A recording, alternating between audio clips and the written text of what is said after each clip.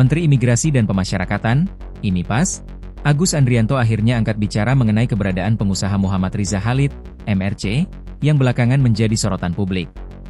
Di tengah berbagai spekulasi, Agus menyebut dugaan lokasi Riza Khalid saat ini masih berada di luar negeri, tepatnya di Malaysia.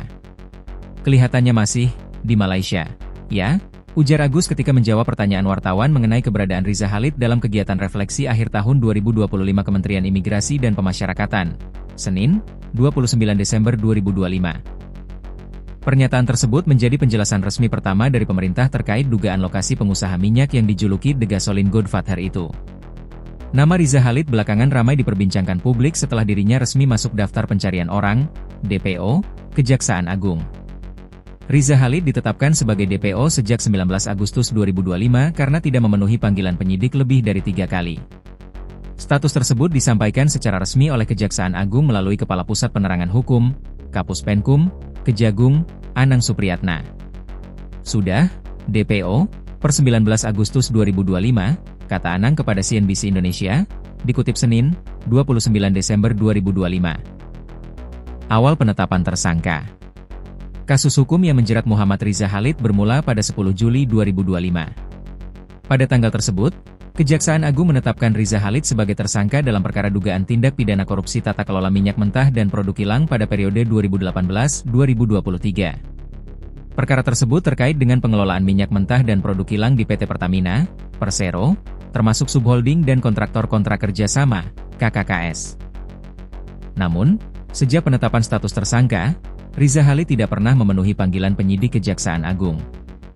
Ketidakhadiran Riza Khalid dalam proses penyidikan inilah yang kemudian mendorong Kejagung menetapkannya sebagai buronan. Penyidik menyatakan telah melakukan pemanggilan berulang, namun tidak diindahkan oleh yang bersangkutan.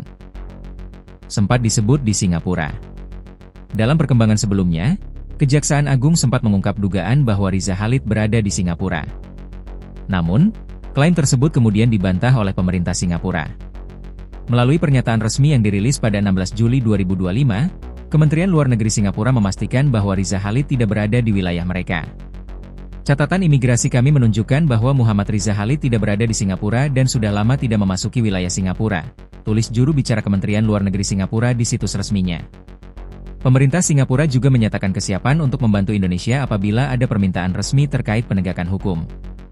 Jika diminta secara resmi, Singapura akan memberikan bantuan yang diperlukan kepada Indonesia, sesuai dengan hukum dan kewajiban internasional kami, lanjut pernyataan tersebut. Dengan adanya klarifikasi dari Singapura, perhatian publik kemudian beralih ke negara lain yang diduga menjadi tempat persembunyian Riza Khalid. Pernyataan terbaru Menteri IMIPAS Agus Andrianto yang menyebut Malaysia semakin memperkuat dugaan tersebut. Upaya pencarian dan koordinasi antar negara. Kejaksaan Agung menegaskan pencarian terhadap Riza Khalid akan terus dilakukan. Penyidik Jaksa Agung Muda Bidang Tindak Pidana Khusus, Jampitsus, disebut akan menyisir negara-negara lain untuk melacak keberadaan tersangka. Anang Supriyatna menyampaikan bahwa pihaknya terbuka terhadap berbagai informasi yang dapat membantu menemukan Riza Khalid. Kejagung juga berencana meningkatkan koordinasi lintas kementerian, termasuk dengan Kementerian Luar Negeri. Yang jelas seandainya ada informasi keberadaan yang bisa menunjukkan, kita tampung dan kami akan bekerja sama dengan Kemenlu, kata Anang. Koordinasi internasional dinilai menjadi kunci dalam upaya membawa Riza Khalid kembali ke Indonesia untuk mempertanggungjawabkan perbuatannya di hadapan hukum. Peran Riza Khalid dalam kasus minyak. Dalam perkara yang menjeratnya, Riza Khalid diketahui merupakan pemilik PT Orbit Terminal Merak, OTM.